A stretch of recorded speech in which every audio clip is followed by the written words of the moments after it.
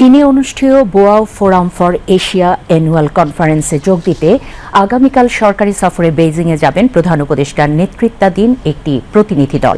আজ পররাষ্ট্র মন্ত্রণালয়ে প্রধান উপদেষ্টার চীন সফর নিয়ে এক ব্রিফিংয়ে এই তথ্য জানান পররাষ্ট্র সচিব মোহাম্মদ জসিমউদ্দিন।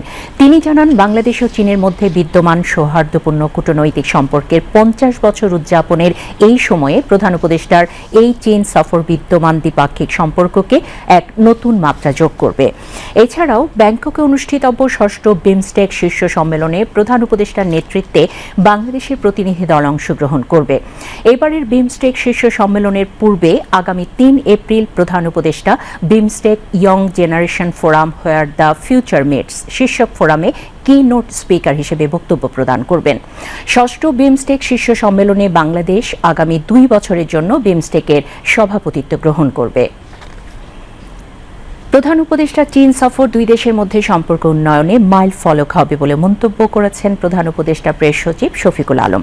আজ রাজধানীর ফরেন সার্ভিস একাডেমিতে আয়োজিত এক প্রেস ব্রিফিংয়ে তিনি এই মন্তব্য করেন। প্রেস সচিব বলেন, ২৮শে মার্চ চীনের প্রেসিডেন্ট শি জিনপিং এর সাথে বৈঠক করবেন প্রধান উপদেষ্টা। তিনি বলেন, বাংলাদেশকে পুরো বিশ্বের কাছে ম্যানুফ্যাকচারিং হাব হিসেবে তুলে ধরছেন প্রধান উপদেষ্টা।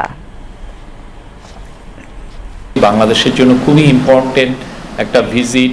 চাইনিজ অ্যাম্বাসেডর বলেছেন এটা একটা মাইল ফলক ভিজিট। ইন্টারিম গভর্নমেন্টের মূল ফোকাস হচ্ছে সেখানে যে শি জিনপিংয়ের সাথে ২৮ তারিখে সকালে আমাদের মাননীয় চিফ অ্যাডভাইজারের মিটিং। তো ওই মিটিংয়ে আমরা এই মিটিংটা অনেক ইম্পর্টেন্ট একটা মিটিং।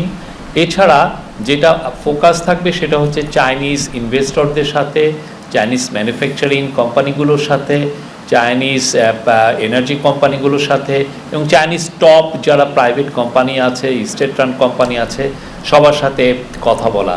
আপনারা জানেন প্রফেসর ইউনূসের একটা ইকোনমিক ডিপ্লোমেসির মূল কাজটা যেটা উনি করছেন সেটা হচ্ছে বাংলাদেশকে পুরো বিশ্বের কাছে তুলে ধরছেন অ্যাজ এ ম্যানুফ্যাকচারিং হাব।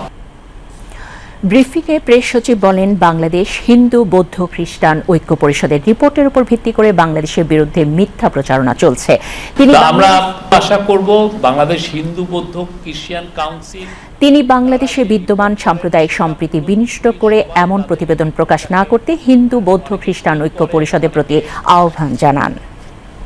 বা ইউকের কমন্সে এই রিপোর্টগুলো সাইটেশন করেন, তো আপনারা এইখান থেকে যদি তারা মোটিভেটেড রিপোর্ট করেন, তাদের মোটিভেটেড রিপোর্টের উপরে বাংলাদেশকে অনেককে পোর্ট্রে করতে চাচ্ছে। বাংলাদেশের যেই আমাদের যে কমিউনাল হারমোনি যেটা আছে সেটাকে দেখাতে চাচ্ছে যে আমরা এক ধরনের মাইনরিটি রিপ্রেশন করছি বা এইখানে হচ্ছে, সেটার একটা এক ধরনের রিপোর্টটা এই ধরনের প্রজেকশনটা করে। আমরা তাদের কাছে আবারও অনুরোধ করব তারা তাদের রিপোর্টগুলোকে রেকটিফাই করবেন, কারেক্ট করবেন।